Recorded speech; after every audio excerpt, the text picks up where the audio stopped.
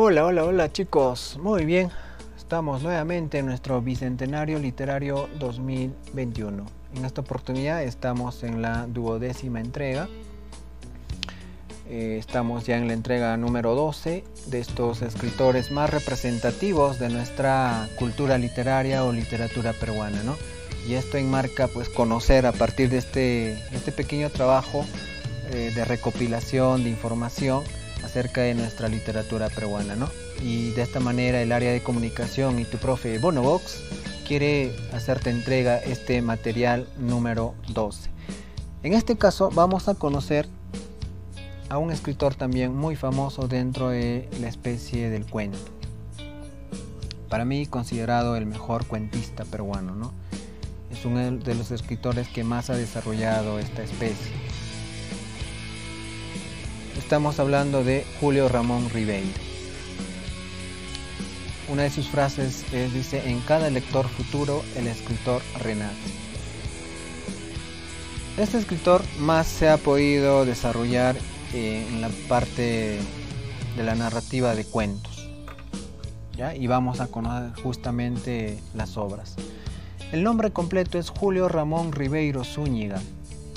Nace en Lima el 31 de agosto de 1929 y muere también en Lima el 4 de diciembre de 1994. Fue un escritor peruano, considerado uno de los mejores cuentistas de la literatura latinoamericana, ¿no? Ojo, no solo el mejor cuentista de la literatura peruana, sino latinoamericana. Incluso compite pues con Borges, Cortázar, ¿no? Horacio Quiroga, los grandes cuentistas de Latinoamérica.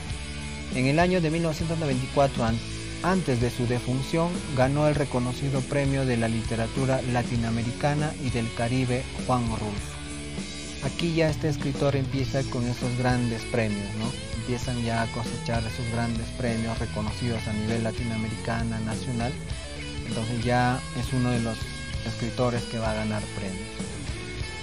Entre sus obras más representativas tenemos Los gallinazos sin plumas. ¿Quién no ha leído este mejor cuentito, no? O este conocido cuentito de Los gallinazos sin plumas, que se publicó en 1955, considerada su mejor obra, ¿no? Que dentro de este hay otros cuentos, pero también uno de los cuentos que lleva el nombre de la obra, el conjunto de cuentos, son Los gallinazos sin plumas.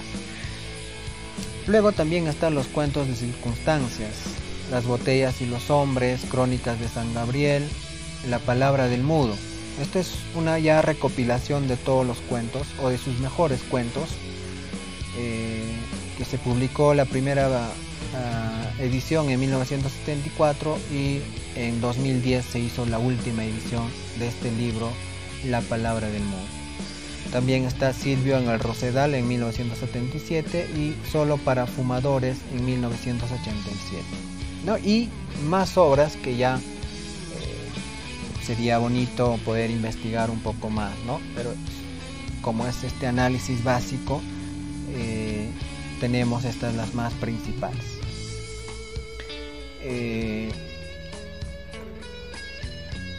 Vamos un poquito, digamos, conocer cuáles son sus mejores cuentos, ¿no? Lo digo una vez más, es considerado el mejor cuentista de Latinoamérica. Entonces, la especie que más ha desarrollado, que más ha podido desarrollar o escribir es los cuentos. En este caso, pues Los gallinazos sin plumas es la mejor, ¿no? Es el mejor cuento que ha producido. Pero detrás de ello también están unos bonitos cuentos y muy reconocidos. La insignia, El banquete, La botella de chicha y este cuentito también, Alienación. Es un famoso cuentito que quizás muchos ya lo han leído en su momento y trae una bonita historia, ¿no? El profesor suplente, Al pie del acantilado, El próximo mes me nivelo, El polvo del saber y muchos otros cuentos más que hay en sus colecciones de cada libro, pero que estas son las más principales o las más conocidas o famosas, ¿no?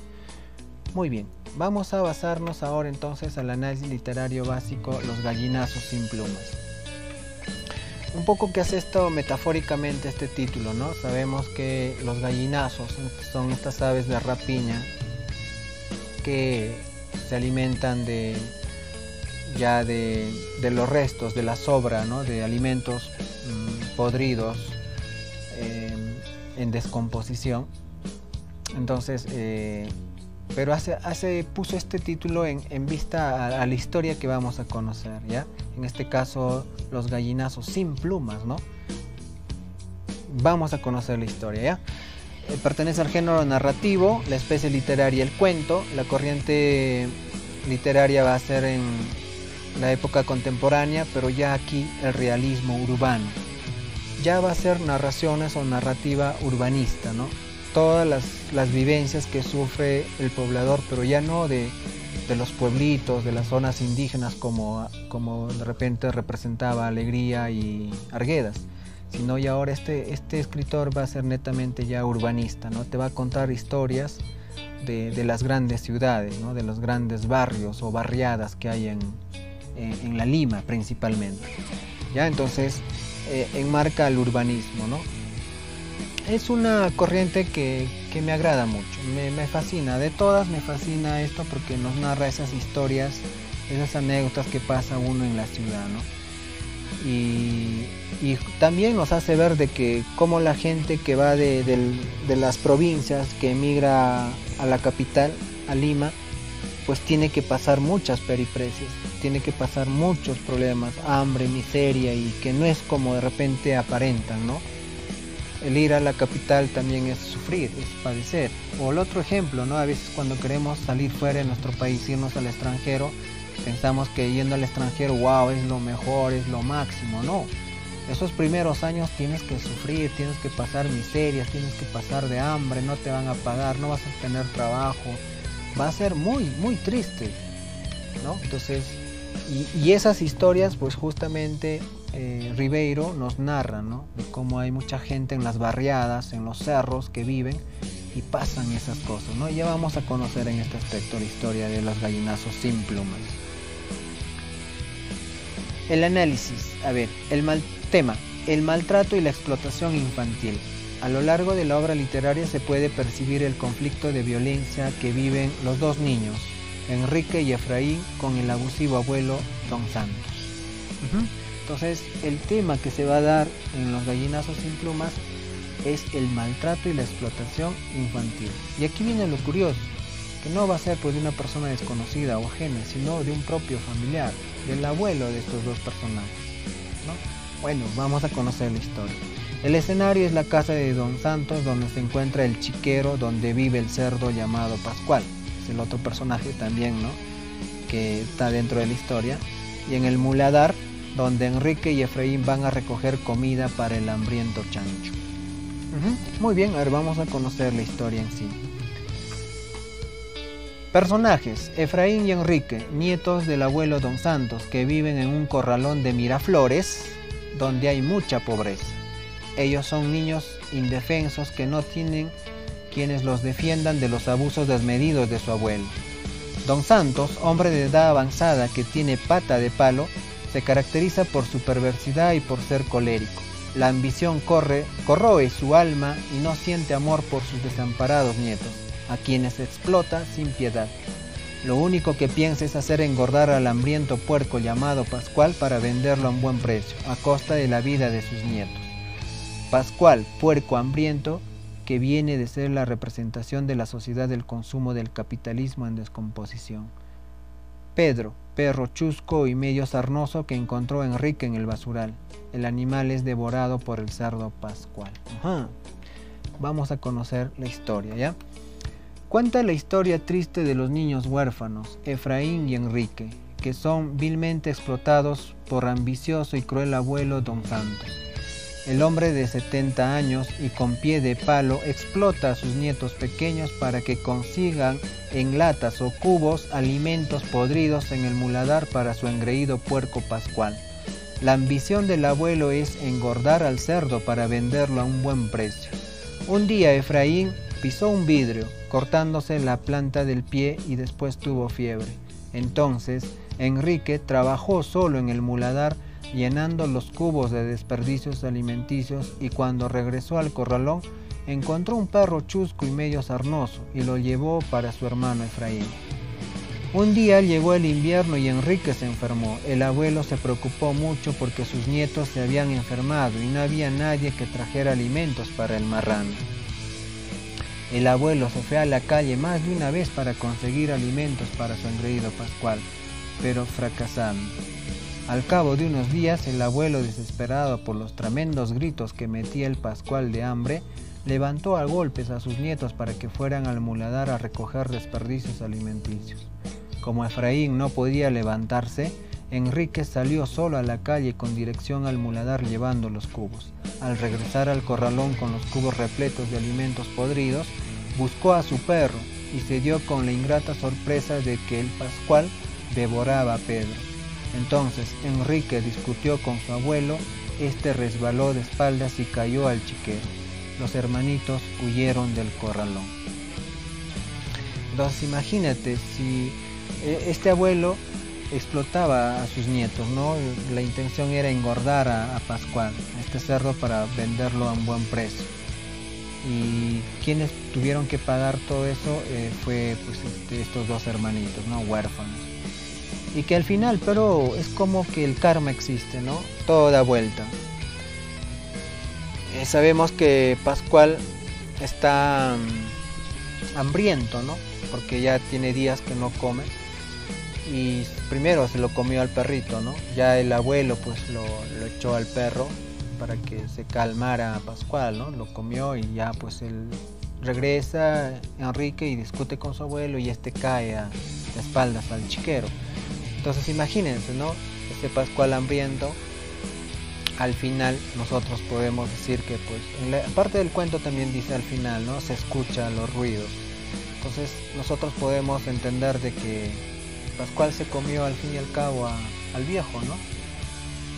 Y al abuelo. Entonces como que ahí todo dio vuelta y se terminó la historia, ¿no? Los hermanitos huyeron del corralón.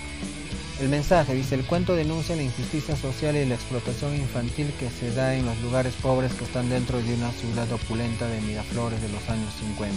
El escritor, con valentía y con gran humanismo, no oculta su cólera e indignación porque no quiere ser cómplice de los abusos desmedidos contra los indefensos niños.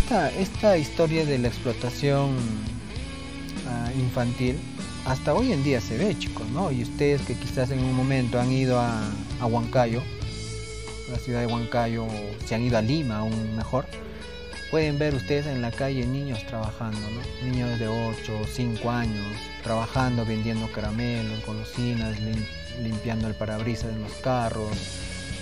O sea, hay personas que todavía sí podemos entender que la pobreza, que no tienen que comer, pero en cierta manera es un niño y los niños tienen derecho.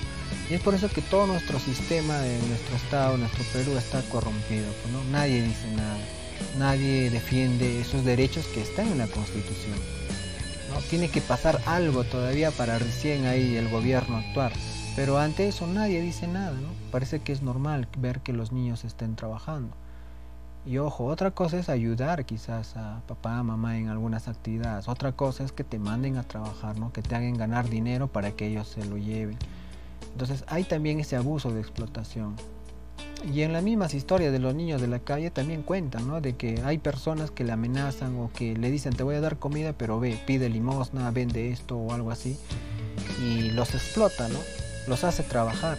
Les da comida, les da algo, pero el que se lleva el mayor beneficio son pues esas personas que explotan, que abusan de esos niños, ¿no? Y sí, de hecho hay muchos niños que están trabajando, ¿no? Sería bueno investigar, no sé si será por necesidad o porque alguien los está obligando, pero esa es la realidad que vivimos en nuestro país, ¿no? Entonces desde ahí también Ribeiro, con este famoso cuentito, nos enmarca eso, ¿no? Hace una denuncia social, la explotación infantil, y así en todos los tipos de explotación. Es una bonita historia, ¿no? Y esta otra famosa narración, famoso cuento de Ribeiro, Alienación, ¿no? Ya sabemos que alienación es desconocer o avergonzarte o dejar tus raíces, tu cultura, tus tradiciones para acomodarte a lo que viene fuera, ¿no? A a lo extranjero. Entonces como que prefieres lo de fuera y no tus raíces, te sientes avergonzada de tus raíces, de tu sangre, de tu raza, de tu color y todo eso. Es un poquito que habla este cuentito, ¿ya? Dice: Roberto es un joven negro que vive en un barrio donde habita una joven llamada Keka. Esta joven es muy bonita y es la atracción de todos los chicos que viven en este lugar. Pero esta chica, que al comienzo jugaba con todos los niños, con el paso del tiempo se volvió selecta y empezó a escoger solo a los hombres de color claro y con economía alta. Un día sucedió que Roberto, mientras la observaba jugar con otros chicos del barrio, se le cayó la pelota. Esto quiso alcanzarla, pero esta se asustó y le dijo que no jugaba con niños negros y bembones. Este episodio marcó a Roberto para empezar a tratar de volverse como un blanco con mucho dinero. En su búsqueda de tratar de volverse un blanco con comodidades económicas, cambió hasta su nombre a Bob. Perdió el trabajo por sus extravagancias, pero adquirió el idioma inglés gracias a su esfuerzo constante de estudiar y a la beca que recibió de un curso de inglés. Una vez con el idioma postuló a un trabajo, pero este no fue recibido a pesar de su capacidad por su color. Así que se presentó a la guerra con su amigo José María, un joven que buscaba igual que él convertirse en blanco alienado. En esta guerra Bob muere de un bombo en la cabeza y su amigo José María pierde su pierna. La madre de Bob muere de la tristeza y no recibe la pensión de su hijo, mientras que su amigo tiene el dinero pero es inválido. Por otra parte, Keka, que se casó con un norteamericano, Bill Mulligan, este solo le dio de todos los primeros meses, luego empezó a golpearla y a insultarla. Entonces aquí vemos cómo este personaje, ¿no? Roberto, era pues negro, ¿no? Y que fue, digamos, en esta historia de la nación no se da el racismo porque es de provincia, porque es serrano, sino aquí en este cuento la discriminación lo hacen porque es negro, ¿no? Una chica blancona, bonita, que luego empezó a elegir a sus amigos, ¿no? Seleccionar a sus amigos. Pero Roberto estaba enamorado, pues, ¿no? Le gustaba mucho Keka, entonces quería conquistarla, pero ella le rechazó, ¿no? Le dijo que no jugaba con niños negros. Entonces eso le marcó mucho, ¿no? Y se avergonzó de su color, se avergonzó de su raza, entonces quiso ser blanco, ¿no? Se cambió hasta el nombre, ya no era Roberto, sino era Bob, ¿no? Un nombre que amerita pues de los blancos, de los extranjeros, ¿no? De fuera. Entonces estudió inglés para poder tener un trabajo, ¿no? Pero no le aceptaron también porque era negro, pues, ¿no? Podría dominar el inglés, pero había esa discriminación, ese racismo entonces en esa época también, no solo a los serranos, no solo de provincia, sino también a los negros, ¿no? Entonces ahí también Ribeiro hace esa connotación en su cuento. Y al final, pues, ¿no? Se mete a la guerra y muere, ¿no?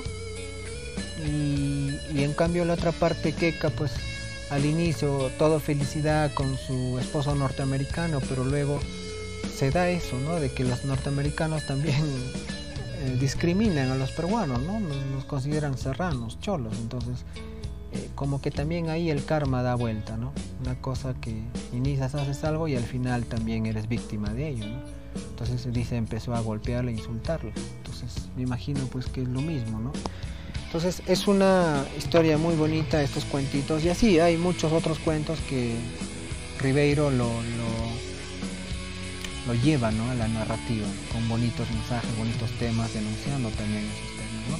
Entonces les invito a seguir investigando, a seguir leyendo, y de verdad es bonito formar parte de este pequeño proyectito, y esperando de que lo poco que se les pueda adquirir esta información en este material les pueda servir en algún momento para seguir fomentando su cultura literaria. Muy bien, chicos, entonces gracias por esta oportunidad y hasta la próxima, ¿no? No se pierdan la 13ª entrega, ya también llegando casi al final, Alfredo Bryce Echenique. Vamos a conocer a este escritor también muy conocido. Muy bien, nos vemos, hasta la próxima, gracias totales.